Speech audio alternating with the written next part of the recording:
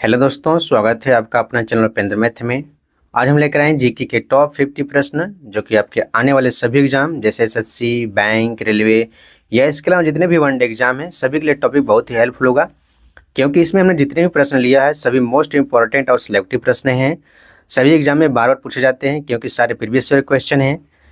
इससे पहले यदि आप हमारे चैनल पर नए हैं तो चैनल को सब्सक्राइब कर लें, बेल आइकन को प्रेस कर लें ताकि हमारे द्वारा डाले गए वीडियो के अपडेट आपको मिलते रहें। और साथ ही साथ हमें कमेंट करें। यदि आपको किसी भी टॉपिक की वीडियो चाहिए तो उसके लिए हम हमारे से वीडियो बनाएंगे। और यदि आप जीके की तैयारी करना चाहते हैं तो हमारे चैनल से जुड़ के प्ले स्टोर में जाकर वहाँ से हिस्ट्री, पॉलिटी, ज्योग्राफी और साइंस के सारे वीडियो कंप्लीट कर सकते हैं। तो चलिए स्टार्ट करते हैं आज का सेशन। आज का पहला क्वेश्चन है, किस क्रांतिकारी ने खुद से मौत को गले लगाया था? तो वह थे चंद्रशेखर आज़ाद। ऑप्शन डी इसका राइट आंसर हो जाएगा। चंद्रशेखर आज़ाद 27 फरवरी 1931 को इलाहाबाद के अल्फ्रेड पार्क में मौजूद थे, जहां अंग्रेजों से मुठभेड़ होने पर अंतिम गोली स्वयं को मार ली थी। अगला क्वेश्चन है, काकोरी ट्रेन डकैती कौन से वर्ष में हुई थी?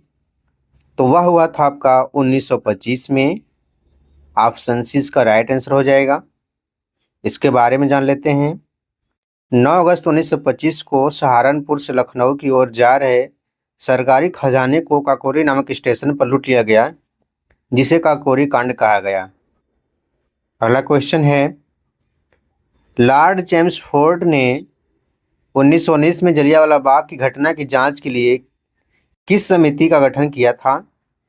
तो याद रखिएगा, वह समिति थी आपकी हंटर समिति। ऑप्शन डी इसका राइट आंसर हो जाएगा। चौरी चौरा कांड किस वर्ष में हुआ था? तो वह हुआ था आपका 1922 में।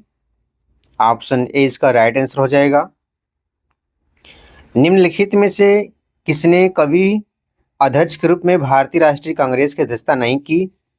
तो वह थे डॉक्टर बी राम अम्बेडकर। ठीक है, डॉक्टर बी आर अम्बेडकर, यानी कि ऑप्शन बी इसका राइट आंसर हो जाएगा। उस नेता का नाम बताइए जिसके विरोध के कारण 1928 में कांग्रेस और मुस्लिम लीग के बीच समझौते की सभी उम्मीदें समाप्त हो गई थी। तो वह है M.R. जयकर। ऑप्शन ए इसका राइट आंसर हो जाएगा। निम्नलिखित में से किस आंदोलन को नमक सत्याग्रह के नाम से भी जाना जाता है?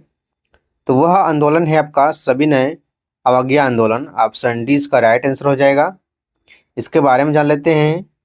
नमक सत्याग्रह या डांडी मार्च का आयोजन महात्मा गांधी द्वारा अंग्रेज सरकार के नमक पर कर लगाने के कानून के विरोध में आयोजित किया गया था। इसकी शुरुआत 12 मार्च 1930 को साबरमती आश्रम अहमदाबाद से हुई थी। क्लेमेंट एटली जो बाद में ब्रिटेन के प्रधानमंत्री बने, किसके सदस्य के रूप में भारत आए थे? तो वह आए थे साइमन कमीशन के सदस्य के रूप में। ऑप्शन बी इसका राइट आंसर हो जाएगा। साइमन कमीशन 3 फरवरी 1928 को भारत आया था, इसे भी याद रखिएगा, एग्जाम में पूछा जाता है। निम्नलिखित में से कौन सी बात मार्च 1931 में हस्ताक्षरित गांधी इरविन समझौते में उल्लिखित थी? तो वह थी आपका सविनय अवज्ञा आंदोलन वापस लिया जाए। ठीक है, ऑप्शन ए इसका राइट आंसर हो जाएगा। जर्मनी की रेडियो सेवा भाग के रूप में आज़ाद हिंद रेडियो सेवा किस वर्ष शुरू हुई थी?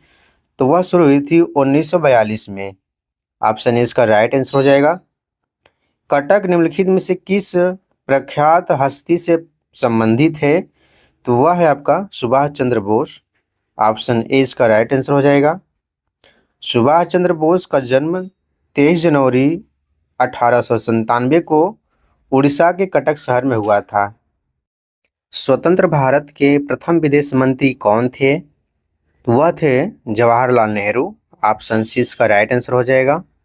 और भी जान लेते हैं। स्वतंत्र भारत के प्रथम विदेश मंत्री जवाहरलाल नेहरू थे। बलदेव सिंह स्वतंत्र भारत के प्रथम रक्षा मंत्री थे। बीबी गिरी भारत के तीसरे उपराष्ट्रपति और चौथे राष्ट्रपति थे।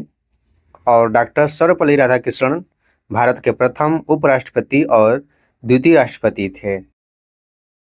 भारतीय संविधान में शामिल स्वतंत्रता, समानता एवं बंधुत्व के सिद्धांत किस देश के संविधान से लिए गए हैं? तो वह है आपका फ्रांस के संविधान से लिया गया है। थोड़ा और जान लेते हैं इसके बारे में। आयरलैंड के संविधान सभा का नीति निर्देशक सिद्धांत, राष्ट्रपति के निर्वाचन मंडल की व्यवस्था ली गई है। ऑस्ट्रेलिया से प्रस्तावना की भाषा और समवर्ती सूची लिया गया है। ब्रिटेन से संसदात्मक शासन प्रणाली और विधि का शासन लिया गया है।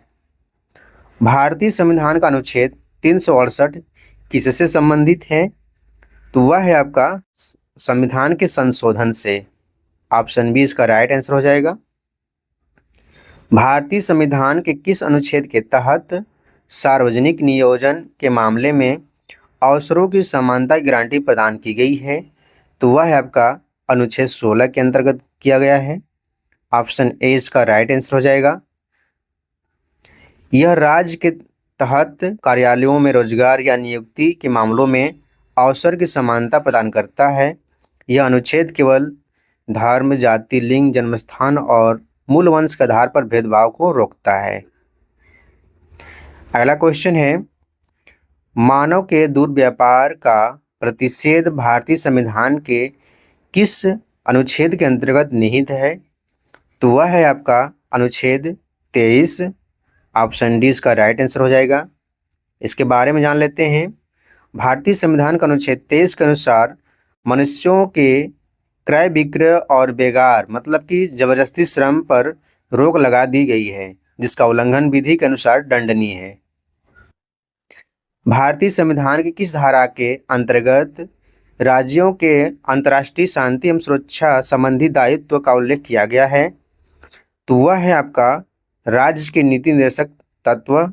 ऑप्शन ए इसका राइट आंसर हो जाएगा।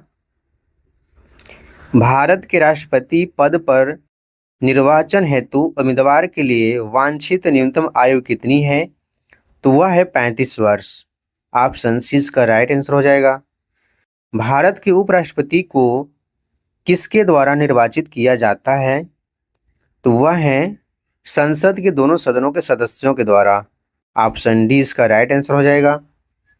इनमें से कौन भारतीय संसद का हिस्सा नहीं है? तो वह है विधान परिषद। ऑप्शन सी इसका राइट आंसर हो जाएगा। भारतीय संविधान के अनुच्छेद 79 में संसद का उल्लेख किया गया है, जिसमें राष्ट्रपति, राज्यसभा एवं लोकसभा समाहित होते हैं। निम्नलिखित में से किस राज्य की लोकसभा में एक से अधिक सीटें हैं? तो वह है, याद रखिएगा, मेघालय। ऑप्शन सी इसका राइट आंसर हो जाएगा।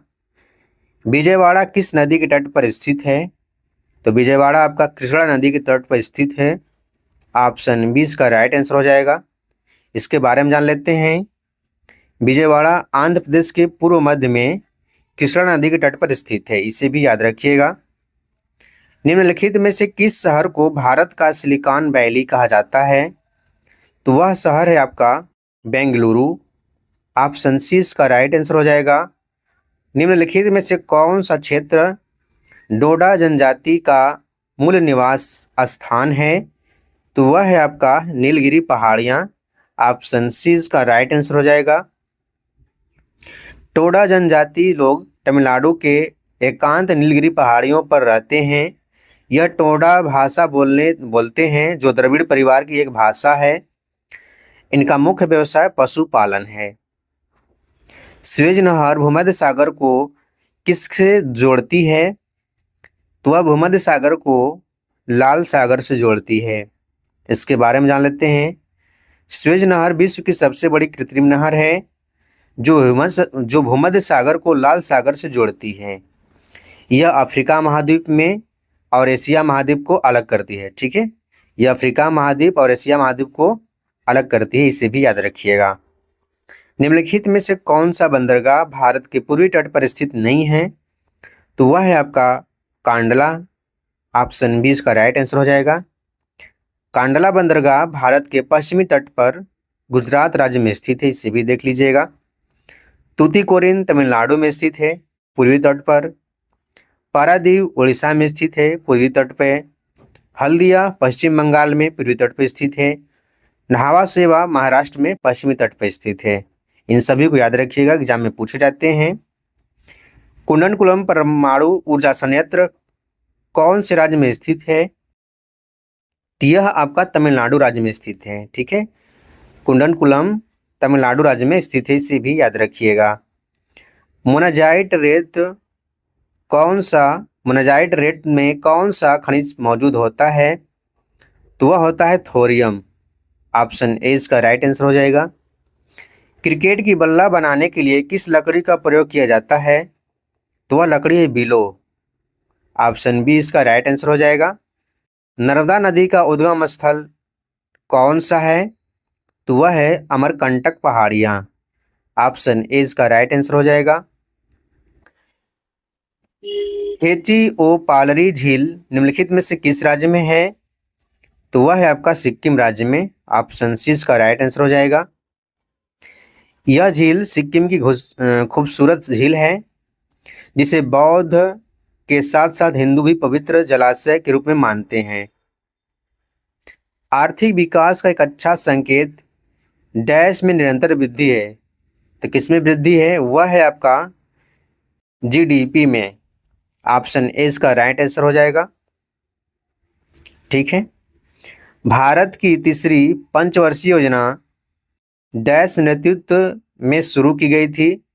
तो वह किसके नेतृत्व में शुरू की गई थी? याद रखिएगा, वह है आपका जवाहरलाल नेहरू के नेतृत्व में। ऑप्शन डी इसका राइट आंसर हो जाएगा। इस योजना का उद्देश्य था अर्थव्यवस्था को आत्मनिर्भर बनाना तथा स्वयं स्फूर्ति अवस्था में पहुंचाना। यह आपका 1961 और 66 में लाया गया था। ठीक है। एफडीआई का अर्थ है, इसका अर्थ याद रखिएगा, प्रत्यक्ष विदेशी निवेश। ऑप्शन डी इसका राइट आंसर हो जाएगा। फॉरेन डायरेक्ट इन्वेस्टमेंट इसको फुल फॉर्म करते हैं। ठीक है। जीएसटी का पूर्ण रूप क्या है? जीएसटी का पूर्ण रूप है वस्तु और सेवा कर। ऑप्शन ए इसका राइट आंसर हो जाएगा। सर्वप्रथम 1954 में फ्रांस में जीएसटी लागू किया गया था। भारत में 1 जुलाई 2017 से इसको लागू किया गया है। कनाडा देश के मॉडल पर आधारित है। ठीक है, इसे भी देख लीजिएगा। सागर दावा उत्सव इनमें से किस भारतीय राज्य में मनाया जाता है? तो वह है आपका अरुणाचल प्रदेश। ऑप्शन ए इसका राइट आंसर हो जाएगा। मांझ किस राज्य का लोक नृत्य है? तो वह है आपका मध्य प्रदेश का। ऑप्शन डी इसका राइट आंसर हो जाएगा। इंडियन फिलोसफी पुस्तक के लेखक कौन है? तो वह है doctor S Radhakrishnan. Option C इसका राइट आंसर हो जाएगा। भारत में राष्ट्रीय सेना दिवस कब मनाया जाता है? तो वह मनाया जाता है आपका, याद रखिएगा, 15 जनवरी को। ऑप्शन बी इसका राइट आंसर हो जाएगा। भारतीय वायुसेना दिवस 8 अक्टूबर को मनाया जाता है, इसे भी याद रखिएगा। भारतीय नौसेना दिवस 4 दिसंबर को मनाया जाता है, इसे भी याद रख लीजिएगा। यूएनओ का मुख्यालय कहाँ स्थित है? तो वह स्थित है आपका न्यूयॉर्क में। ऑप्शन ए इसका सही उत्तर हो जाएगा। ठीक है। यह एक अंतर्राष्ट्रीय संगठन है। इसकी स्थापना 24 अक्टूबर 1945 को किया गया था। इसका मुख्यालय न्यूयॉर्क में है। वर्तमान में अध्यक्ष कौन है? Antonio Guterres. याद रखिएगा। एचटीटीपी प्रोटोकॉल में अक्षर यस का क्या अभिप्राय है? तो वह है आपका सिक्योर। ऑप्शन डी इसका राइट आंसर हो जाएगा। पीडीएफ का पूरा नाम क्या है? तो उसका पूरा नाम है printable document format. Option B इसका सही उत्तर हो जाएगा। निम्न में से किस कीबोर्ड शॉर्टकट का उपयोग एमएस वर्ड में अनडू करने के लिए किया जाता है? तो वह है आपका Ctrl+Z। ऑप्शन सी इसका राइट आंसर हो जाएगा। सबसे छोटी मेमोरी साइज कौन सी है? तो वह है आपका किलोबाइट। ऑप्शन सी इसका सही उत्तर हो जाएगा। 4 बिट के समूह को क्या कहते हैं? तो 4 बिट के समूह को हम निबल कहते हैं। ऑप्शन ए इसका राइट आंसर हो जाएगा। इनमें से कौन सा पाषाण युग के 3 प्रमुख कालों के अंतर्गत नहीं आता है? तो वह है आपका ताम्र पाषाण। ऑप्शन सी इसका राइट आंसर हो जाएगा। भीमबेटका की गुफाओं की खोज कब हुई थी? तो वह हुई थी आपका 1957 और 58 के बीच में। ऑप्शन 20 का सही उत्तर हो जाएगा।